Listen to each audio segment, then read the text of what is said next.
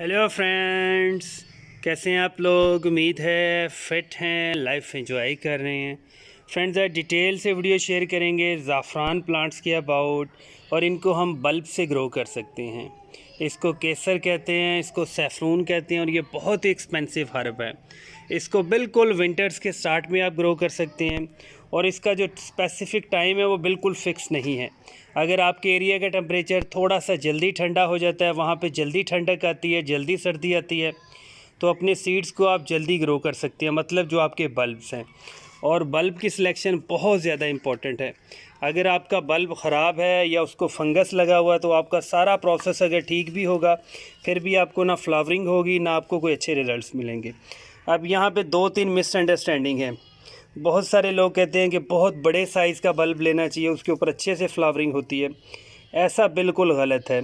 आपका bulb mature होना चाहिए। इस साइज़ का भी बल्ब हो, मतलब ये 7 से 8 ग्राम का बल्ब है, ये भी 100% परफेक्ट है।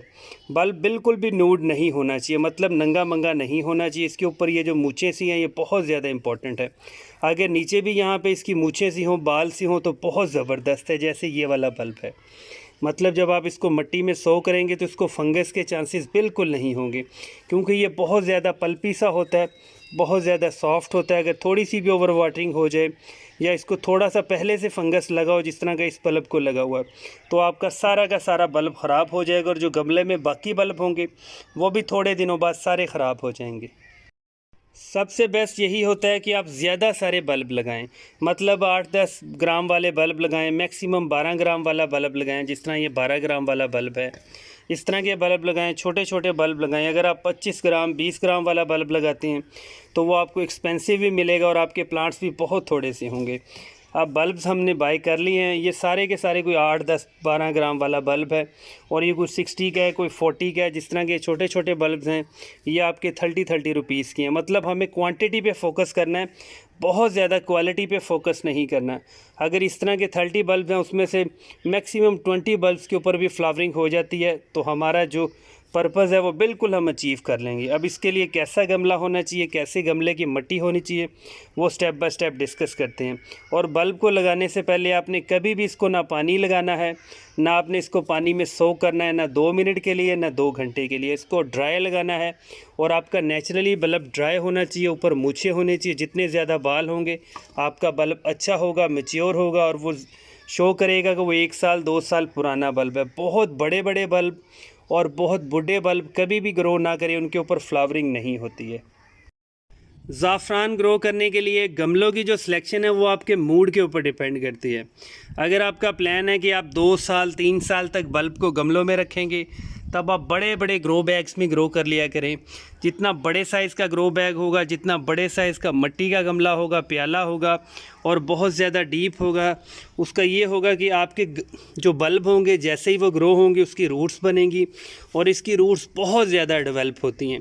और जब रूट्स डेवलप होती हैं, तो रूट्स में नए छोटे छोटे बल्ब मिलते हैं, बल्ब बन जाते हैं, रूट्स के अंदर ही बन जाते हैं। थोड़े से टाइम के बाद, मतलब 1 साल 2 साल के बाद, वो भी बहुत बड़े बड़े बल्ब हो सकते हैं। मतलब अगर आप एक बल्ब लगाते हैं, तो आपको 8-10 और फ्री में बल्ब मिल सकते हैं, लेकिन गमले का बड़ा साइज़ ज़रूरी है। अब हमारा प्लान है कि हमने इसकी फ्लावरिंग को फील करना है, उसको हार्वेस्ट करना है, तो अब हम मीडियम साइज़ के गमले लेंगे। कोई 10 इंच का है, कोई 8 इंच का है, कोई 12 इंच का गमला है, और एक प्याले में हमने पहले भी बहुत सारे बल्ब लगाए हैं, मतलब 30+ है, वो बहुत ही छोटे साइज़ के हैं। अब देखते हैं क्या रिज़ल्ट मिलेगा। ये मीडियम साइज़ के हैं। अब बिल्कुल सादा सी मिट्टी है, जिसको भल वाली मिट्टी कहते हैं, भालू वाली मिट्टी कहते हैं। इसके अंदर हमने थोड़ा सा फर्टिलाइज़र डाला है, और ये कुछ पुराने गमलों की मिट्टी है। आप देख सकते हैं कि थोड़ी थोड़ी रूट्स हैं, कोई इशू नहीं है, इसको अंदर ही मिक्स कर दिया है। हमेशा पुराने गमलों की अगर मिट्टी यूज़ करें, तो उसमें आप थोड़ी सी फ्रेश मिट्टी, ताज़ा मिट्टी ज़रूर यूज़ किया करें, क्योंकि ताज़ा मिट्टी के अंदर ज़्यादा माइक्रो ऑर्गेनिज़म्स होते हैं, और बैक्टीरिया भी होता है जो हेल्पफुल होता है। वो पुरानी मिट्टी को भी बिल्कुल फर्टिलाइज़ कर देता है। इसमें हमने कंपोस्ट डाली है, कोई आधा किलो कंपोस्ट है। बहुत ज़्यादा फर्टिलाइज़र कभी भी ज़रूरत नहीं होती ज़ाफ़रान को। अगर आप ज़ाफ़रान के बल्ब्स को टिश्यू पेपर में रैप करके ठंडी जगह रख देंगे, तब भी वो स्प्राउट हो जाएगा, और तब भी उसके ऊपर फ्लावरिंग हो जाएगी। मतलब आपने इसको बहुत ज़्यादा फर्टिलाइज़र नहीं देना। मिट्टी के गमले यूज़ करें, ज़्यादा आइडियल है। प्लास्टिक के भी यूज़ कर सकते हैं, लेकिन उसमें ड्रेनेज होल ज़्यादा होने चाहिए। अब हमने ड्रेनेज होल के ऊपर एक छोटा सा कंकर रख लिया, पत्थर रख लिया, इसको अच्छे से मिक्स किया। अब हम तीनों गमलों को एक बार फिल करते हैं। और बल्ब को लगाना बहुत ही सिंपल प्रोसेस है। बल्ब को ऐसे पकड़े, सॉफ्ट सी मिट्टी है गमले में, इस तरह करके इसको प्रेस कर देंगे। एक बल्ब आपका सारे, जब आप बल्ब लगा लेंगे कम से कम बल्ब के ऊपर 1 इंच की मिट्टी की लेयर लाजमी आनी चाहिए। अगर मिट्टी की लेयर कम होगी तो आपके बल्ब बहुत जल्दी स्प्राउट नहीं होंगे। अब इस तरह हम सारे बल्ब्स को सर्कुलर फॉर्म में लगा देंगे और कोशिश करेंगे इन 3 गमलों के अंदर कम से कम हमारे मैक्सिमम 20-25 बल्ब्स होंगे। मतलब हम सारे बल्ब भी लगा देंगे एक बार।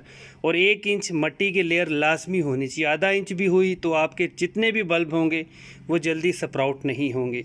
और बल्ब की जो मूँछों वाली साइड है वो अपर साइड होनी चाहिए। इसको कभी भी उल्टा मत लगाएं आप। बल्ब हमारे सारे मिट्टी में 100 हो चुके हैं। अब इसके ऊपर हम वही वाली मिट्टी यूज़ करेंगे जो गमलों में हमने फिल की थी। बिल्कुल सादा सी मिट्टी। और कभी भी बल्ब आप वेट सॉइल में ना लगाएं। अगर गमले की मिट्टी पहले से वेट है, गीली है, तो उसमें कभी भी बल्ब ना लगाएं। और जिस मिट्टी से बल्ब को ग्रो करें वो भी ड्राई होनी चाहिए। इस तरह की थोड़ी सी मॉइस्ट हो तो कोई इशू नहीं है। अब आपने इस तरह एक लेयर बना देनी है। अब ये मूछें जो है ये अपवर्ड होनी चाहिए।